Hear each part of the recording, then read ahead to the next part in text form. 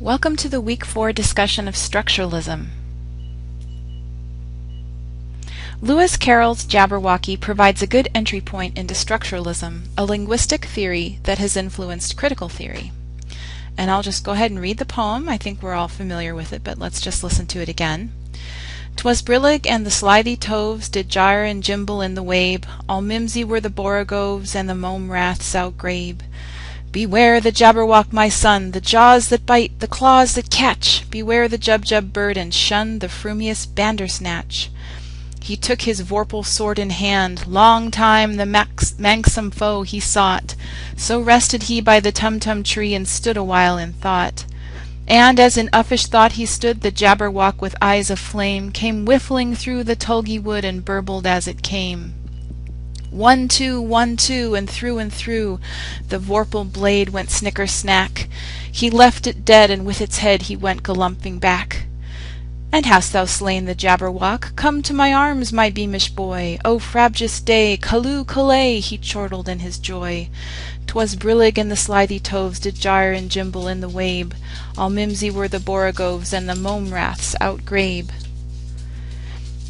This poem includes some nonsense words, but they don't necessarily interfere with meaning.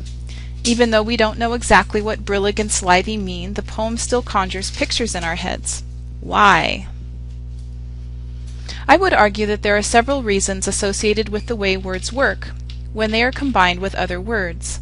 While some of the words don't have a fixed meaning, 1, the sentence structures are common to English, so we can make meaning from context. And 2, the words are both similar to and different from other words in evocative ways. Let's look closely at the first 2 lines. "'Twas brillig and the slithy toves did gyre and gimble in the wabe." We know "'twas" was an old-fashioned contraction meaning "it was" that often functions as a story starter, like "'twas the night before Christmas." So we have a sense that brillig is announcing something related to setting, such as time or place. We also recognize "and" "the" as a conjunction and an article. Because an article must be followed by a noun, we know that slithy toves functions as some kind of adjective-noun combination. Did is also familiar as a helping verb, so gyre and gimble must be verbs, and we recognize "in the" as a preposition and article, indicating that wabe is a noun, probably a place. The similarities and differences from other words now can pin down the meaning further. Brillig sounds like a combination of brilliant and chilly to me, conjuring up a vision of a sunny cold day. It's the fact that brillig is neither brilliant nor chilly, but similar to both, that gives me that meaning. In Through the Looking Glass, Carroll even depicts Humpty Dumpty unpacking these portmanteau words in similar ways. Slithy sounds like slither. Because of slithy, toves becomes some kind of snake in my mind. Gyre means twist, and gimble sounds almost like gamble, which means play, so I picture snakes weaving around playfully. Then wabe sounds like wave, so I get the feeling that the snakes are in the water. I see a chilly day with happy sun sparkling on the water and some kind of eel frolicking there. This is a great setting for the beginning of a heroic adventure.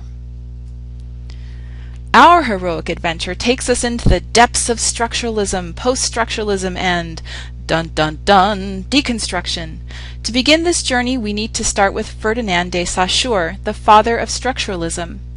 Saussure focuses on the study of language as a system, or the way various individual speech acts, parole, comprise a larger whole that can be discussed theoretically, lang. He calls this study semiology, or the study of signs.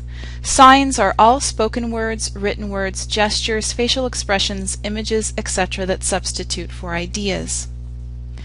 Like formalism, structuralism is synchronic, atemporal, ahistorical, addressing language at a particular point in time rather than across time.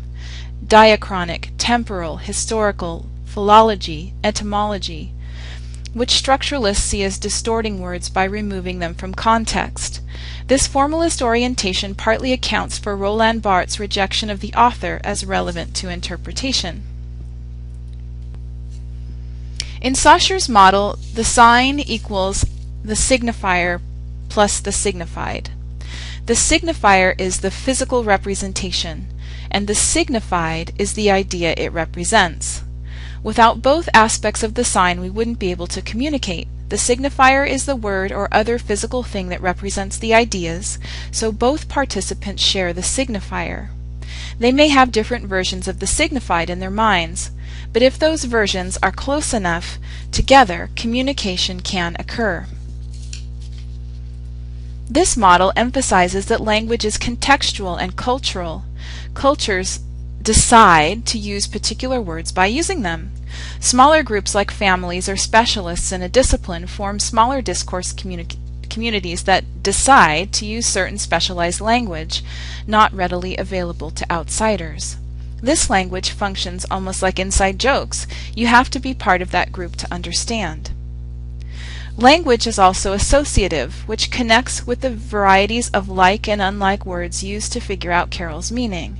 We know what words mean partly because of the way we associate them with other words. Language is also syntagmatic, which connects with the sentence structures that help us understand Carol's meaning. Parts of speech look and mean differently depending on their place in the sentence. Finally, the relationship between signifiers and signifieds is arbitrary. We could use any word to mean tree. Today, let's use the word Joe for tree, or we could speak Japanese, ki, or German, Baum. The sounds, the letters on the page, the signifiers, don't matter as long as the group in which the communication occurs shares an understanding of the meaning signified. The only moment in which communication might not be arbitrary is if we were to carry signifieds around with us, as characters do in Book 3 of Gulliver's Travels. You can see them in the picture. They're carrying around all the things they want to talk about. But this method is not efficient. Here, wait while I pull this tree out of my pocket.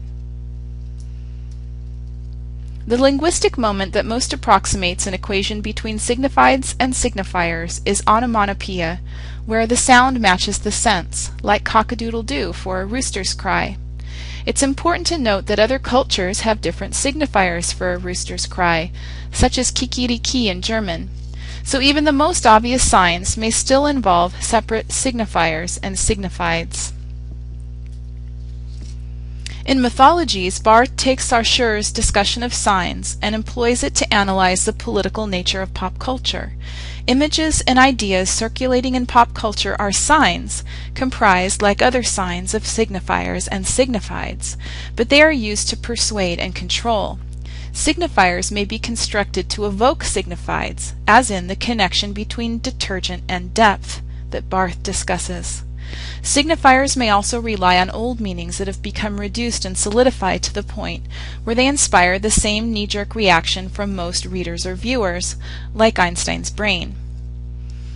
The medium of the signifier may also contribute to meaning, as in political photographs, where the photographic medium itself encourages the viewer to, as Barth says, elect himself, rather than attending to the political platform of the candidate.